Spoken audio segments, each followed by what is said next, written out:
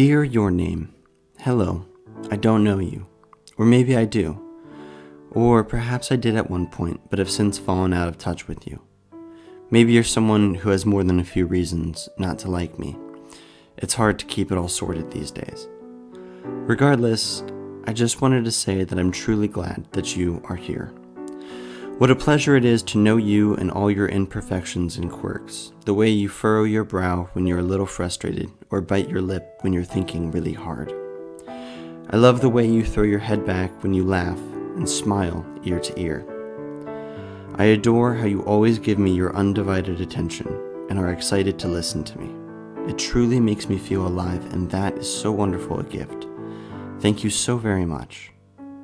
And on the likely chance that I don't know you personally, how exciting it is that there's the actual possibility that someday, somewhere, I might just meet you. Perhaps one day we will cross paths on pure chance alone, whether it will be on the street, in a coffee shop, or at work, and you will say, "Hello, how are you?" And I will smile and reply, "I am much better now. How are you?" Thus marking the glorious translation of love between souls in the beginning of our little parenthesis in forever. Speaking of strangers, people are really incredible if you give them a listen, and I mean really listen. They will tell you the wildest and most fascinating stories of their lives if you give them the chance. Even the mean ones have stories to tell because they too are irrevocably alive and no doubt have at least one thing that makes them smile, even if it's only in secret. And truth be told, those people probably need someone to listen to them most of all. With the rise of social media and pop culture, I feel like there is such an emphasis placed on writing your own stories these days.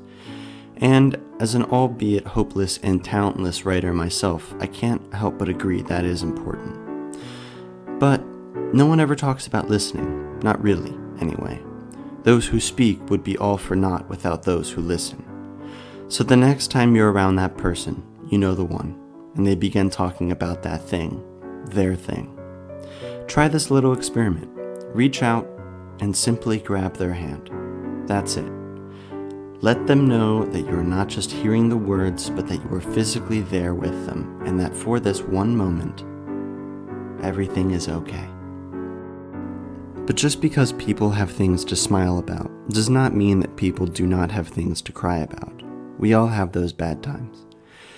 You might even be going through them as you're listening to this right now. You might even be toying with the idea that things would be better off if you were not here. But if I may beg you, please hang on just a little bit longer. I won't waste your time with overwrought sayings like, "It is always darkest before the dawn," or "If you're going through hell, then keep going." Instead, I will simply say that though I may never dance with you, though I may never cry with you or argue with you, though I may never hug you or kiss you, I love you. Whoever you are, whether I do or don't, whether I will or won't know you, I love you. There is so much you can be and do. There is so much to strive for and to achieve. You are the closest thing to magic in this universe because of all the potential that is locked away with you. You are a whole existence in and of yourself. And maybe you're thinking, well, I'm too old to try anything new, or it's all been done. That might be the case, and I have no desire to force anything upon you. But if I may, I will simply ask, have you ever worn a kilt and played a didgeridoo after hiking to the top of Mount St. Helens? Somehow, I doubt it. And if you have done so unprompted, then I would certainly like to have a drink with you. It was once said by a writer far more talented than I, link below, that people at any time in their lives are capable of doing what they dream of. I read that for the first time as a younger man, and it has to be one of the truest things I have ever read, because dreams never die, and there are always new things to try. They don't have to be outrageously exotic or eccentric. It can be changing your route to work, saying hi to that one girl who works at that one coffee shop, making your own kombucha, adopting a cat, taking up synchronous unicycling bagpipe lessons, or whatever. Even attempting the smallest change in routine will show you just how many opportunities there are and will inspire you to look for greater and more risky ventures. Just make sure that you never convince yourself that all the things have been done and that your time is being wasted by being here, because It's not. It's really not. And while you may think that failure shall be your only constant companion along the way, don't worry. Failure is the sculptor who will mold you into what you were born to be. There will always be something new to discover, to try, and to fail at. There is always someone new to love or old to forgive. And what a lovely thing that is.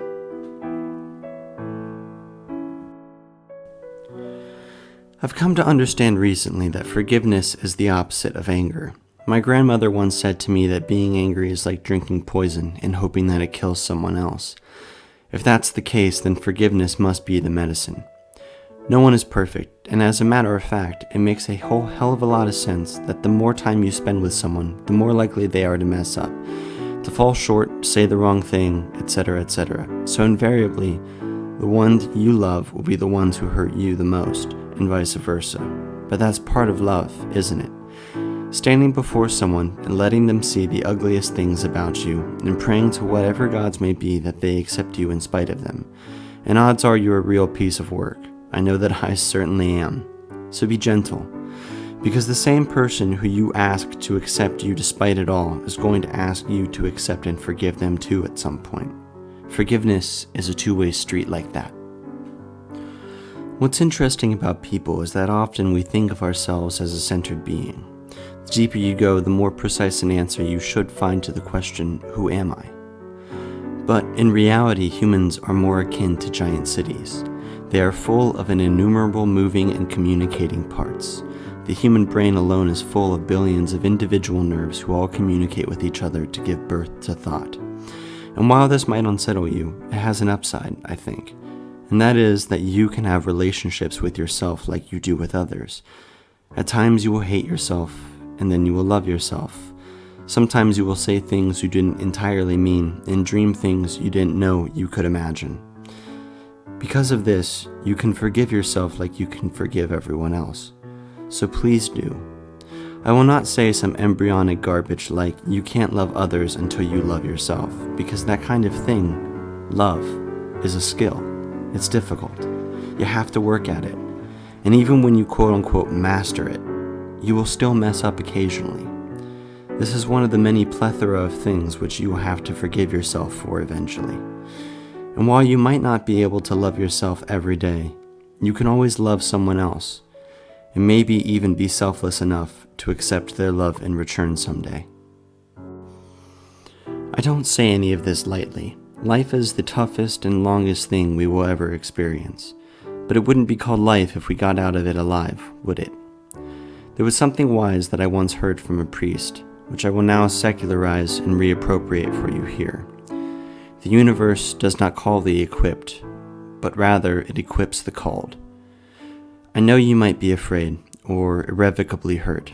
Maybe the pieces of your broken heart are sprinkled so far into the past that you can hardly keep up with your present. I know that I surely feel that way sometimes. Still, I just want you to know that whatever your struggle, I believe in you and I am cheering for you. I am happy that you are here, whoever you are.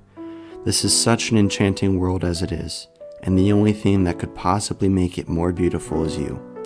So please, do. What incredible power you have to spread your wings and soar, to create beauty and life, to inspire and to console. I am so proud of how far you have come, and I am so excited for how far you have yet to go. Written with my deepest respects and sympathies as a fellow human, Scapegoat.